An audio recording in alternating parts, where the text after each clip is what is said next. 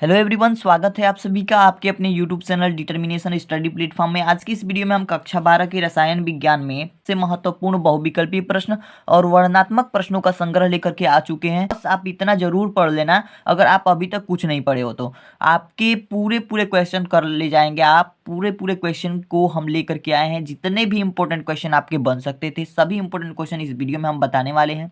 तो 100% ये प्रश्न आएंगे। 100% की ये आशा है कि ये प्रश्न जरूर आ सकते हैं बोर्ड एग्जाम में। ठीक है, तो इन सभी प्रश्नों को आप बहुत ही अच्छे तरीके से तैयार कर लीजिएगा। बहुत को शुरू से लेकर के अंत तक देखिए, सारी चीजें आपको समझ में आ जाएंगी। ठीक है, सबसे पहले बात करते हैं पहले प्रश्न की। पहले तो बहुविकल्पी प्रश्नों को देखेंगे, उसके बाद से हम वर्णनात्मक प्रश्नों को देखेंगे। ठीक है, चलिए पहले बात करते हैं। पहला प्रश्न हमारा क्या है, निम्नलिखित में से किसमें प्रति एकक कोष्ठिका परमाणुओं की कुल संख्या 2 होती है।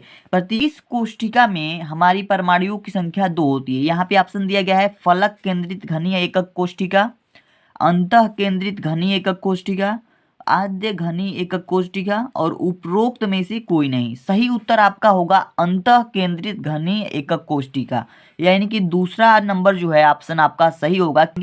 ठीक है, तो 2 परमाणुओं की संख्या क्या होती है, स्थित होती है। ठीक है, तो कुल परमाणुओं की संख्या 2 होती है किसमें, अंतः केंद्रित घनीय एकक कोष्ठिका में। चलिए अब बात करते हैं दूसरी प्रश्न की। दूसरा प्रश्न हमारा क्या है, दूसरा प्रश्न है हमारा घनीय क्रिस्टलों में अक्षीय दूरियां तथा अथवा कोर लंबाई होती है।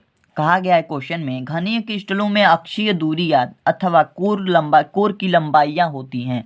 कोर की लंबाई कितनी होती है घनीय क्रिस्टलों में। घनीय क्रिस्टल की बात की जाए तो घन में जो भुजाएं होती है, घन की सारी भुजाएं आपस में बराबर होती हैं, तो इनकी कोर लंबाई और दूरियां आपस में क्या होंगी, बराबर होंगी। तो यानी कि जो ए बराबर बी बराबर सी है, ये ऑप्शन आपका सही हो जाएगा। ऑप्शन देने के लिए तो ए बराबर B is not equal C दिया गया है, A is not equal B is not equal C दिया गया है, और alpha is equal to beta is equal to gamma is equal 120 degree. तो इसमें से कोई भी ऑप्शन नहीं सही है, बस इसको छोड़ करके पहला ऑप्शन क्या है आपका सही है। ठीक है, तो पहले ऑप्शन पे आप टिक मार देंगे। तो इस तरीके से इस प्रश्नों को तैयार कर लीजिएगा। यहाँ पे कितने कितने सालों से ये प्रश्न पूछे जा रहा है, हमने लिखा हुआ है। ठीक है, तीसरे प्रश्न की बात करते हैं। तीसरा प्रश्न हमारा फ्रैंकल तथा साटकी दोनों ही दोष प्रदर्शित करने वाला यौगिक है।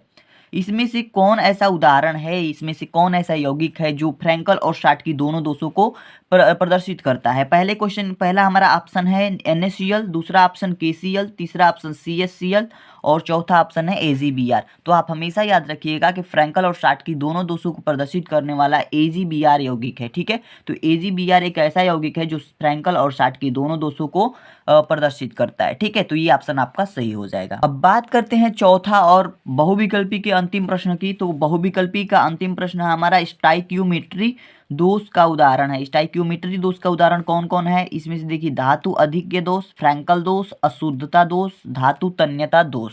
सही उत्तर आपका दूसरा नंबर ऑप्शन है फ्रैंकल दोष। स्टाइक्योमेट्री दोष का उदाहरण कौन है, फ्रैंकल दोष। ठीक है, तो इस तरीके से आप इन बहुविकल्पी प्रश्नों को तैयार कर लेंगे। बहुत ही कम क्वेश्चन हमने बताया हुआ है, आप आसानी से तैयार कर सकते हैं केवल 2 घंटों में। ठीक है, 2 घंटे अगर आप इन सबको लिखते हैं और नोट करके याद करते हैं तो 2 घंटे में आपके ये सारे तैयार हो जाएंगे। और भी क्वेश्चन है इसलिए मैं 2 घंटा कर रहा हूँ, नहीं तो इतने ये क्वेश्चन तो अभी आप लोगों को तैयार हो गया होगा। ठीक है, चलिए हम बात करते हैं वर्णात्मक प्रश्नों की, जो कि सब्जेक्टिव क्वेश्चन उसे कहा जाता है। ठीक है, जैसे कि हम बता दें वर्णात्मक प्रश्नों में कौन कौन से प्रश्न पूछे जाएंगे। देखिए वर्णात्मक प्रश्नों में 2 नंबर के, 3 नंबर के और 5 नंबर के प्रश्न पूछे जाते हैं। तो इतने नंबर के प्रश्न इसमें से पूछे जा सकते हैं। तो कौन कौन से प्रश्न इंपॉर्टेंट है, कौन कौन से प्रश्न पूछे जा सकते हैं 2023 के बोर्ड एग्जाम में, आप देख लीजिए थोड़ा सा और इन प्रश्नों को तैयार कर लीजिएगा। हो सकता है कि इन्हीं प्रश्नों में से कोई एक प्रश्न आ जाए। ठीक है, पहला प्रश्न है हमारा आयनिक ठोस तथा धात्विक ठोस में अंतर स्पष्ट कीजिए, अंतर बताइए। ठीक है, ये प्रश्न काफी इंपॉर्टेंट है, ये कई सालों से ये सब भी प्रश्न पूछे भी जा रहे हैं। ठीक है, दूसरा इंपॉर्टेंट क्वेश्चन है आपका नॉन स्टाइक्योमेट्री दोषों को चित्र की सहायता से समझाइए। नॉन स्टाइक्योमेट्री दोषों को चित्र की सहायता से समझाइए। तीसरा हमारा इंपॉर्टेंट क्वेश्चन है फ्रैंकल दोष व साटकी दोष क्या है, उदाहरण सहित समझाइए। ये भी काफी इंपॉर्टेंट क्वेश्चन है, आपको पता ही होगा। अगर आपने किसी टीचर के पास कोचिंग किया होगा तो उन्होंने भी बताया होगा कि फ्रैंकल और साटकी दोष को अच्छे से तैयार कर लेना। ठीक है, तो ये भी काफी इंपॉर्टेंट क्वेश्चन है। चौथा इंपॉर्टेंट क्वेश्चन आपका न्यूमेरिकल टाइप का है, और न्यूमेरिकल टाइप के क्वेश्चन इसी तरीके से पूछे जाते हैं, इसी पर 20 प्रश्न पूछे जाएंगे। 58 0.5 ग्राम NaCl में इकाई ClO की संख्या ज्ञात कीजिए। Na बराबर अगर 23 है, Cl बराबर 35.5 है तो ये Na और Cl की जो हमारा अणुभार है ये दे दिया गया है और इसमें कहा है कि सेलों की संख्या ज्ञात करनी है, तो आप आसानी से इसे ज्ञात कर सकते हैं। अगर आप इन सभी प्रश्नों के उत्तर पाना चाहते हैं तो कमेंट करके जरूर बताएं। नेक्स्ट वीडियो में हम आपके लिए इसका उत्तर भी लेकर के आएंगे। तो हैं बहुविकल्पीय प्रश्नों में पहले प्रश्न के बारे में। पहला प्रश्न है हमारा, शुद्ध जल की मोलरता होती है। शुद्ध जल की जो मोलरता होती है क्या होती है? यहाँ पे ऑप्शन दिया गया है 55.56, 5.556, 0.18, 0.018। ये प्रश्न जो है 2014 में, 16 में, 17 में और 22 में पूछा हुआ प्रश्न है। काफ़ी दिनों से, काफ़ी सालों से ये प्रश्न पूछा जा रहा है। तो इनमें जो आपका जल का जो मोलरता होती है 55.56 होती है। आप याद कर लीजिएगा कि जल की जो मोलरता होती है 55.56 होती है। ठीक है, इस वीडियो में बताए गए सारे क्वेश्चंस को ध्यान से देखिए और ध्यान से इन सभी प्रश्नों को तैयार कर लीजिए ताकि आपके पूरे नंबर फिक्स हो जाएं। ठीक है, बात करते हैं दूसरे इंपॉर्टेंट क्वेश्चन की। दूसरा इंपॉर्टेंट क्वेश्चन है, निम्नलिखित में से कौन सा अणुसंख्यक गुणधर्म है? पहला ऑप्शन दिया गया है श्यानता, दूसरा ऑप्शन दिया गया है प्रासरण दाब, तीसरा ऑप्शन दिया गया है प्राकाशिक घूर्णन, चौथा ऑप्शन दिया गया है पृष्ठ तनाव।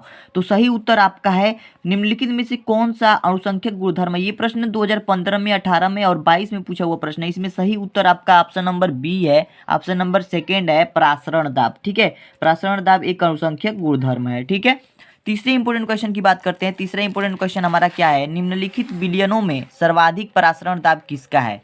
निम्नलिखित विलयनों में सर्वाधिक प्रासरण दाब किसका है? ऑप्शन दिया गया है 1 मोल KCl, 1 मोल KNO3, 1 मोल NH4 के होल थ्राइस PO4 और 1 मोल BaCl2। ये प्रश्न जो है 2014 में, 18 में और 19 में पूछा हुआ प्रश्न है। इसका सही उत्तर आपका होगा ऑप्शन नंबर 3, 1 मोल NH4 के होल थ्राइस और PO4। ठीक है, ये ऑप्शन सही होगा क्योंकि ये विलयनों में सर्वाधिक प्रासरण दाब इसी का होता है। ठीक है, चौथे प्रश्न की बात करते हैं। चौथा इंपोर्टेंट क्वेश्चन हमारा है, निम्नलिखित में से विलयन का कौन सा भौतिक गुण अणुओं की संख्या पर निर्भर नहीं करता है? ठीक है, निम्नलिखित में से विलयन का कौन सा भौतिक गुण अणुओं की संख्या पर निर्भर नहीं करता है? ऑप्शन दिया गया है वाष्प दाब अवनमन, हिमांक अवनमन, पृष्ठ तनाव, परासरण दाब। तो इसमें सही उत्तर आपका है ऑप्शन नंबर 3 पृष्ठ तनाव। ठीक है, इस विलयन का भौतिक गुण अणुओं की संख्या पर निर्भर नहीं करता है। ठीक है, तो ये चीज अब तैयार रखिएगा कि निम्नलिखित में से कौन सा विलयन का कौन सा भौतिक गुण अणुओं की संख्या पर निर्भर नहीं करता है, तो पृष्ठ तनाव। ठीक है, ये ऑप्शन हो जाएगा। पांचवें इंपोर्टेंट क्वेश्चन की बात करते हैं। पांचवा नंबर हमारा जो क्वेश्चन है ये है, निम्न में न्यूनतम हिमांक वाला विलयन है। निम्न में न्यूनतम हिमांक वाला विलयन है, कम हिमांक वाला विलयन कौन सा है? ऑप्शन दिया गया है potassium sulphate, sodium chloride, glucose और यूरिया। सही उत्तर आपका है ऑप्शन नंबर 1 पोटेशियम सल्फेट। ठीक है, पोटेशियम सल्फेट जो है सबसे न्यूनतम हिमांक वाला विलयन है। ठीक है, तो ये हो गए आपके बहुविकल्पीय प्रश्न जो कि आपके लिए बहुत ही इंपॉर्टेंट है और बहुत ही सालों से पूछे जा रहे हैं। तो सारे प्रश्नों को तैयार कर लीजिएगा। अब हम बात करते हैं वर्णात्मक प्रश्नों के बारे में जो कि अति लघुत्तरीय, लघुत्तरीय और दीर्घोत्तरीय में पूछे जाते हैं। ठीक है, तो अगर हम बात करें वर्णात्मक प्रश्नों के बारे में तो हम यहाँ पे लिख चुके हैं कि जरूर इसे तैयार कर लेना, क्योंकि वर्णात्मक प्रश्नों में हो सकता है कि यही प्रश्न एज इट इज आ जाए और कुछ न्यूमेरिकल टाइप के प्रश्न पूछे जाएंगे। तो न्यूमेरिकल टाइप के प्रश्न भी बताए हैं जो कि कई सालों से पूछे जा रहे हैं। हो सकता है कि वही प्रश्न आ जाए न्यूमेरिकल में या फिर उसी न्यूमेरिकल की जगह पे, यानी कि यहाँ पे जो नंबर है ये चेंज करके और बस यही चीज़ दिया हो, यही चीज़ पूछा हो। ठीक है, तो इन सभी प्रश्नों को तैयार कर लेना क्योंकि सारे इंपॉर्टेंट क्वेश्चन है। पहले इंपॉर्टेंट क्वेश्चन की बात करते हैं वर्णात्मक प्रश्नों में। राउल्ट का वाष्प दाब अवनमन नियम लिखिए। राउल्ट का जो नियम होता है उसको लिखना है और इसकी सीमाएं भी लिखनी है। ठीक है, इसकी सीमाएं भी लिखिए। ये प्रश्न 2011 में, 16 में, 18 में और 22 में पूछा हुआ प्रश्न है, यानी 3-4 सालों से पूछा जा रहा है। ये प्रश्न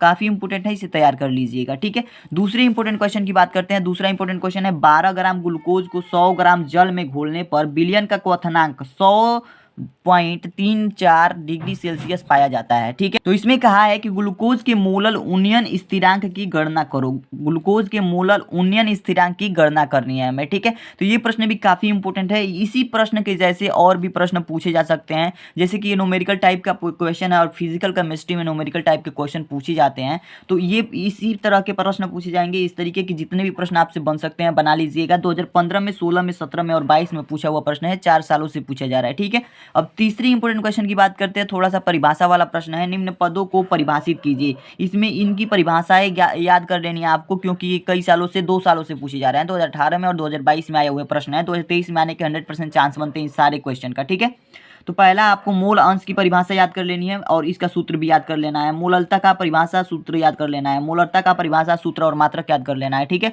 द्रव्यमान प्रतिशत किसे कहते हैं, इसके भी परिभाषा याद कर लेनी है, ठीक है। चौथे इंपॉर्टेंट क्वेश्चन की बात करते हैं और चौथा और अंतिम प्रश्न की बात करते हैं।